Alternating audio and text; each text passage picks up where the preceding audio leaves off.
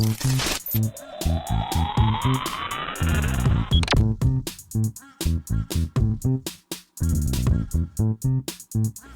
going on, people? What's really good? It's your boy Marv, and this is the Nerds in the Hood.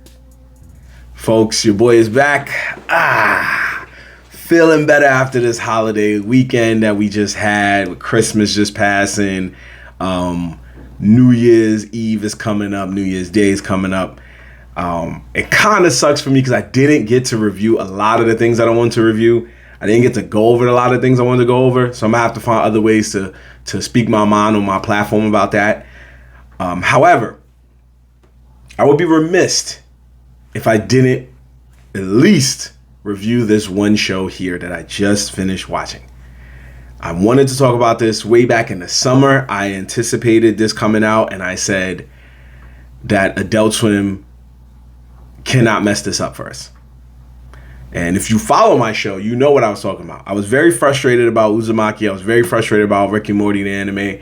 I was very frustrated about Ninja Kamui. And I said that they had two more chances. Well, it turns out I might have been a little bit wrong about that one, because I want to talk about this show called Invincible Fight Girl.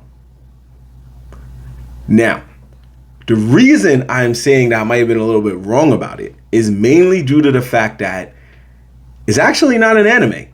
I thought it was. It does have very anime-inspired animation. It does have very anime-inspired moments. It's very anime-inspired, very shonen trope-heavy.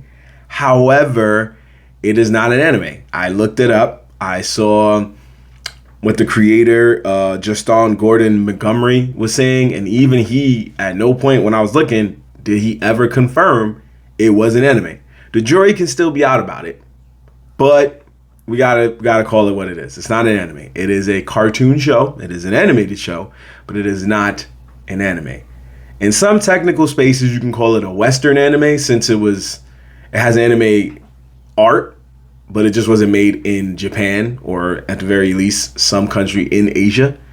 So we could call it a Western anime. So we could technically put it on that spectrum. But be that as it may, this was Adult Swim's chance at just making another good original cartoon show on their programming block. Even if you count out the anime, you're looking at the shows like Rick and Morty or Aqua Teen Hunger Force or the Venture Brothers, some of their best shows, and you're putting this up there with them. Or if you do want to put it in the anime spectrum, you're putting it up against shows like Uzumaki and Ninja Kamui and Rick and Morty, the anime, and others. So either way, it has a way to go. But be that as it may, if you haven't seen this show, it's 10 episodes deep, all pretty much within a half an hour range, so it's not that crazy to catch up on it. Right now, you can catch it on the Max app, and it's basically about a young black girl whose parents are accountants and try to put her in the world of accounting, but she's always dreamed of being a wrestler for years and years and years. And she's always wanted to be like her favorite mentor, which now in the show, in the current era of the show, she goes by Aunt P. But let me just make sure I remember her name, because it was a fire name. I think it was Queso Poblana or something of that nature. Yep, Queso Poblana. Yep, I was right. So anyway, she wanted to be like her favorite wrestler, Queso Poblana. Queso Poblana is now old and retired, just like we've seen in many of anime. That's why I said it has shonen heavy inspired tropes, where Queso Poblana is just old, but she still has tough power. Just like we've seen with Rayleigh in One Piece, or Genkai in Yu Yu Hakusho, or Masaroshi. Whoever you want to say is basically who Aunt P is. And she tries to get Aunt P to train her. Aunt P obviously is not about that life anymore. She was just a passer-through, watching this young girl named Andy, who is the lead. And she watches this young girl struggle to beat up a crew known as the Perm Gang, who's led by a group of people with perms, just naturally as you would think. That's how you know this is a black show. You ain't gonna see no other villains with perms out here just fighting. But anyway, all in all, this is a world where there's different roles in different universes. So there's a planet for accountants, there's a planet for wrestlers, there's a planet for ship operators, whatever you want to call it, they're there. And that's how Annie gets involved in this world. Her parents allow her to follow her dreams and try to go on a quest to become one of the greatest wrestlers out there. And here we are. This is what the show is about. I do not want to spoil all of the show, but since it's already been done, I am going to talk about it. So there are some spoilers ahead. But I do first off want to say that I was very impressed by this show. The guy who made this show, Mr. Montgomery, he's worked on other art projects, other cartoons like Batman Bad Blood and younger stuff like DC Superhero Girls, stuff that you might or might not have seen based on your age and interest. He's done a lot of different things in movies and television, but this is his first leading project. This is his first creation. And I got to say, Mr. Montgomery, you hit that out the park. This is a very underrated show. It is good. What I like about it is it does follow those shonen tropes in a Western world. But what makes it dope is that the animation is unique. Even though it kind of looks like this other show I saw called Craig of the Creek. I got nephews, man. What you want? Anyway, but there was another black show called Craig of the Creek, which is pretty cool. And let's get this biasness out the way. I was more impressed because it is a black show. As a black man, I'm going to root for my black people. This is a year of black girl magic. I say it's a year of a lot of things in terms of like comic books, shows, and movies, and different types of music coming out. But this is definitely also a year of black girl magic if you really look at it, between like Kamala Harris just being just so close to winning the presidency, but still finishing up her term as the first black vice president and the first female vice president. Beyonce, once again, doing her thing with Cowboy Carter, making numbers. Cowboy Carter basically stealing NFL's Christmas halftime show on Netflix and then making its own separate performance on Netflix because, you know, it's Beyonce. Let's just be real. So much other things happen with Black Girl Magic with Simone Biles and a lot of the women on the gymnastics team and a lot of women that won medals for basketball and other sports. But mainly, we ended here with Invincible Fight Girl, this really dope project. Oh, don't forget Doichi. She's really killing it as a rapper. Tyler's killing it as a singer. You see, I could go on and on and on. But Invincible Fight Girl adds to that list of what black women have been just so awesome at this year. And that's just being stars, being strong, being heroines. Yes, the show wasn't made by a black woman, but he still chose to feature it and make the lead a black woman. And it is voiced by a black woman too. P is also voiced by a black woman. So you have this strong female lead and you have this strong female influence who's being influenced by another black woman. So, and if she's not black, she's a woman of color. So either way, we aight. But that's what I like about it. She gets this kid who I think, and I was looking it up, there's this kid on there, and I'm trying to remember his name. It was Mikey. I looked it up. And for those of you who thought what I thought, was that one of the Elric brothers from Full Metal Alchemist? Was it Al? No, it was not Al. No, it was not Ed. It's just a whole nother kid that sounds very, very close to them. But Mikey is like the same build as homie from Full Metal Alchemist. Just this big brolic person, even though one's a suit of armor and one's an actual, flesh and bones. But the story is not hard to follow. It's not hard to follow. It is easy enough. It's simple. And sometimes simple is key. One thing I did like about it, though, it still found its way to be deep when it needed to be deep. When you saw the Perm Gang's backstory about why they even became villains in the first place, why they even became bad guys, it was deep. It was that deepness and that darkness that you want, where it was like, yeah, we tired of getting beat over. We tired of getting beat up. We tired of being pummeled over. We tired of getting pushed to the side. We want to be the goons. We want to be the main ops. Like, that was cool. Or, I forgot their names, but the two people that got beat by Queso Poblano with the perfect strike and vowed to like never work with each other again because both of them had reasons as to why they felt they lost. And they were a couple that ended up getting divorced. And their daughter was the byproduct of their pain. And she had a backstory. And she wasn't really even that much of a main character, but she was an important character in Andy's journey. Each episode chronicles how Andy gets stronger. And then when you see her she starts the first couple of episodes against the Perm Gang and ends the last 2 episodes against the same Perm Gang. But now the last episode, everybody grows in different ways. The Perm Gang is more traumatized because they lost their sense of direction because Aunt P basically traumatized the leader, right? Whereas Andy has grown because all she wanted to do was prove to Aunt P that she can wrestle, she can belong in a world where people thought that she couldn't. They counted her out. One of the best fights was against Mikey's brother. That fight was pretty fire. That might have been like the best fight in the entire season. Yeah, because her against the Perm Gang the second time was cool. Her perfecting the perfect strike in her own way was also cool. But I think the fight against Mikey's brother was pretty dope. That was one of probably the better fights. Would I put it on the list of best anime fights of the year? Maybe not. But it could be in the honorable mentions. Speaking of the fights, they did have fights because it's wrestling. This is all about wrestling. The creator was inspired by not just the anime side of fighting. He was also inspired by the wrestling side of fighting. He grew up during the Attitude Era. So for him, this was like, I gotta pay homage. Like, to find a show that combined the elements of Naruto, some elements of One Piece, Dragon Ball Z, even Pokemon, and combine that with the WWE days of the 90s with Stone Cold and The Rock on the come up, Triple H on the come up, Undertaker on the come up, and others. Who knew that would make for such a good show? I was very impressed by the fighting.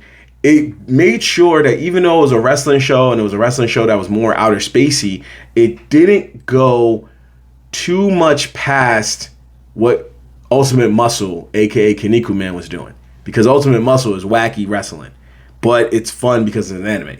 Whereas this kind of kept in the balance of like, it's still going to be Ultimate Muscle, but we're not going to go over it. We're going to still keep it kind of balanced in the sense and style of the WWE. So it kept that balance and it made for really cool fights where they could still do the anime stuff and be like, why didn't he move? I don't know. And have those inner thoughts and stuff like that. That to me was all a vibe. All a vibe. I cannot contain my excitement for how good this show was. That's where I'm at right now. You know what I'm saying? So let's just do the ratings real quick. I'm in a bit of a smaller space than what I'm used to. I'm trying to get this view right for y'all people. But anyway, I'll put it right over here and lean my head over to the right. We have valid, which means the show is good. We have it's alright, which means it's alright. And we have nah, this ain't it, which means it was trash. And this is usually how I rate my shows. This show, I'm going to have to say it. It was valid. It was valid.